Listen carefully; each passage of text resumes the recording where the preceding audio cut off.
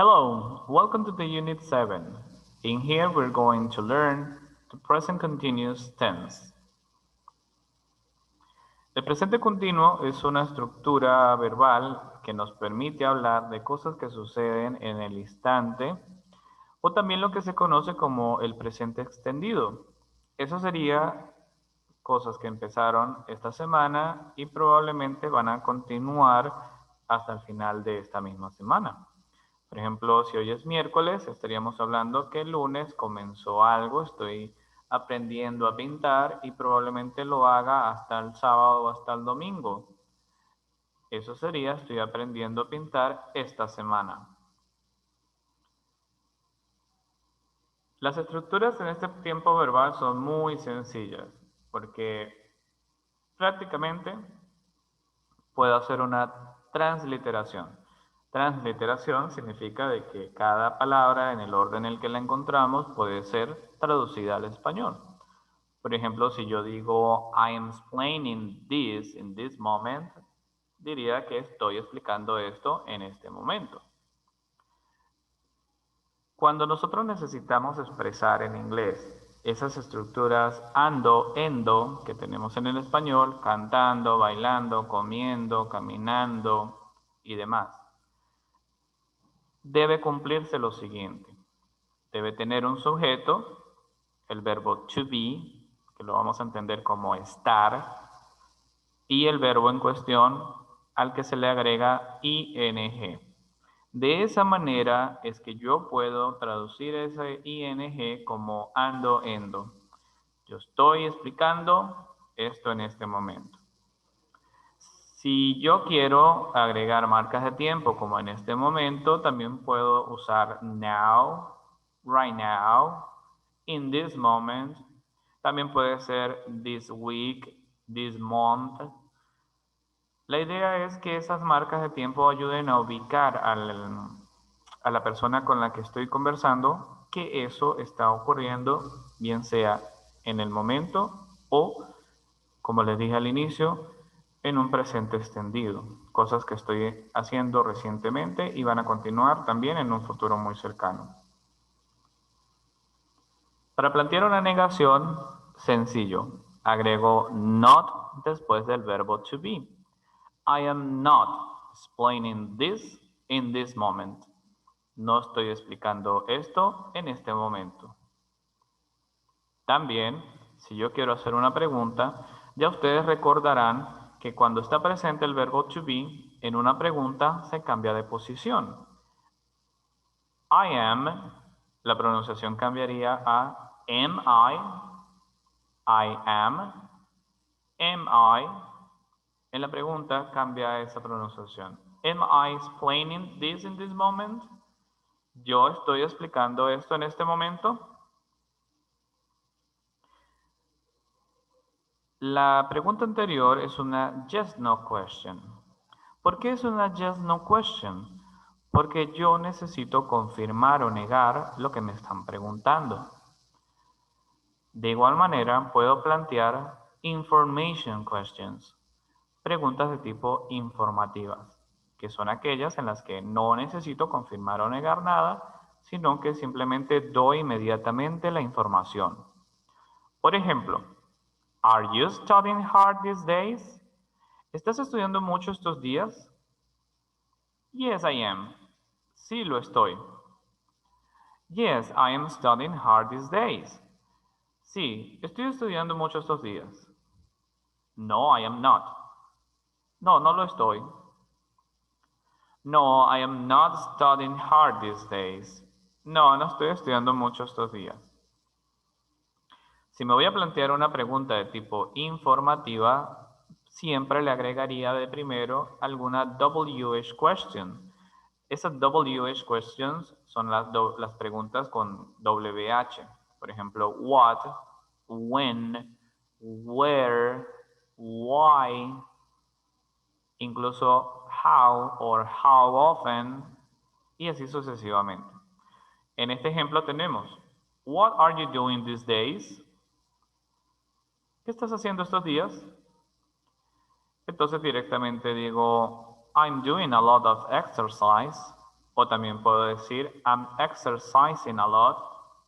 Estoy haciendo un montón de ejercicio. O me estoy ejercitando un montón.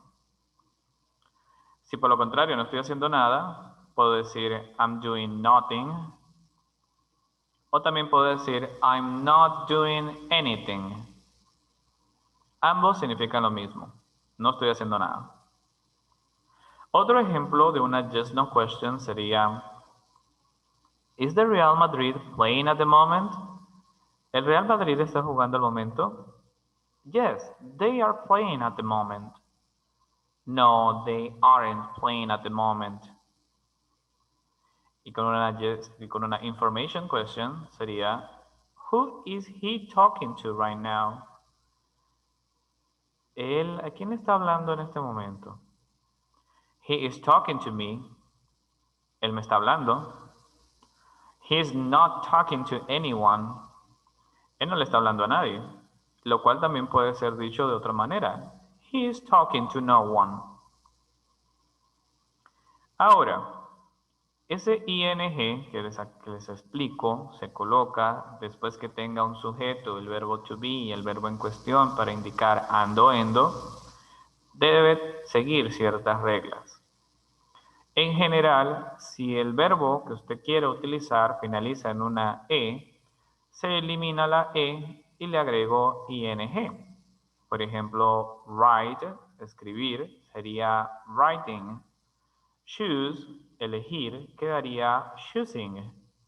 Y forgive, perdonar, quedaría forgiving. Si el verbo en cuestión termina en una i y en una e, eso lo cambiaría a una y-ing. Por ejemplo, el verbo mentir, lie, quedaría lying. Die, morir, quedaría dying. Si tomamos en cuenta que el verbo es monosílabo o su última sílaba termina en consonante, vocal, consonante, yo debo duplicar esa última consonante. Eso sería tanto en los verbos que tienen una sola sílaba, lo que ya les mencioné como monosílabos, y aquellos que tengan énfasis de sonido en la última sílaba, es decir, al final. Como por ejemplo, begin, begin, comenzar o empezar. Begin tiene dos sílabas y la última es la que tiene el énfasis de sonido. G-I-N, consonante, vocal, consonante. Por lo tanto, la N, que es la última letra, es la que yo duplico. Beginning. Refer también tiene énfasis de sonido en la segunda sílaba, al final. Refer. F-E-R, consonante, vocal, consonante. Referring sería el cambio. Stop, detenerse o parar, quedaría stopping, porque este verbo es monosílabo, tiene una T, una O y una P al final, eso es consonante, vocal, consonante. Hay excepciones. Las excepciones son aquellos verbos que terminan en una X, en una W y en una Y. Por ejemplo, show, mostrar o exhibir, quedaría showing. A pesar de que show termina en una consonante, vocal, consonante, igual la W me impide duplicarla. Showing. Lo mismo ocurre para arreglar. Fix. Consonante, vocal, consonante. La última es la X. No puedo duplicar la X. Fixing. Y say, decir, también termina en una Y. No puedo hacer nada a pesar de que tiene consonante, vocal y consonante. Quedaría saying. Una cuarta regla me dice, if there are more than one syllable, si hay más de una sílaba, y la primera tiene énfasis de sonido, and the first one is stressed, you don't need to double the last syllable. Usted no necesita duplicar la última sílaba. Eso sería listen. El verbo escuchar, listen, tiene énfasis de sonido en la primera sílaba. A pesar de que el verbo termina en una T, en una E Y en una N, no puedo duplicar la N. Quedaría listening. El verbo suceder, happen, happen, tiene énfasis de sonido en la primera sílaba, pero él finaliza en una P, en una E y en una N. Eso es consonante, vocal, consonante. Aquí no ocurre nada, simplemente queda happening. Y visit también tiene énfasis de sonido en la primera sílaba, visit. Quedaría visiting. Hay excepciones. La excepción sería travel y cancel. Cancel. Traveling lo pueden encontrar con doble L, a pesar de que el énfasis de sonido está al inicio. Esto ocurre in the British speaking. Los británicos son los que hacen este cambio. Si probablemente encuentren un texto en el cual esté traveling en canceling, probablemente el autor es británico. Es a British author.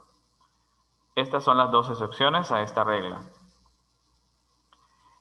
Si el verbo que usted quiere usar no aplica para nada de lo que le acabo de mencionar, pues simplemente agregue ing. Esto sería, por ejemplo, work, working, start, starting, study, studying. Dicho esto, puedes hacer la siguiente práctica. My perfect day. My perfect day. Well, I am at the beach. It's a perfect sunny, hot, and windy day. I'm sleeping. There are just a few people around me. People are playing in the shore. My girlfriend is taking a sunbath. I'm just resting in a hammock and drinking some piña colada. After a couple of hours, we plan to go to a well party. That's my perfect day. Le invito a que haga la siguiente práctica. Tomando en cuenta este párrafo, construya uno por cuenta propia, en el cual pueda aplicar este tiempo verbal. Que pueda responder a las preguntas: Where are you? What's the weather like? Who are you with? What are you doing? De igual manera, podemos hacer la siguiente práctica. Tomando en cuenta que ustedes ya pudieron aprender presente simple, podemos hacer unos ejercicios que mezclen estos dos tiempos, presente simple o presente continuo. ¿Qué deberíamos incluir? Does he or is he? En cada una de estas 8 oraciones, les invito a que lean con detenimiento cómo está conformada la pregunta, qué intenta decir la pregunta con lo que pueden ver y traten de complementar. ¿Cuál sería la opción correcta para cada uno de esos 8 casos? Does he o is he? Háganme llegar sus ejercicios, su trabajo, sus producciones. And see you in next class. And remember to keep practicing. Bye.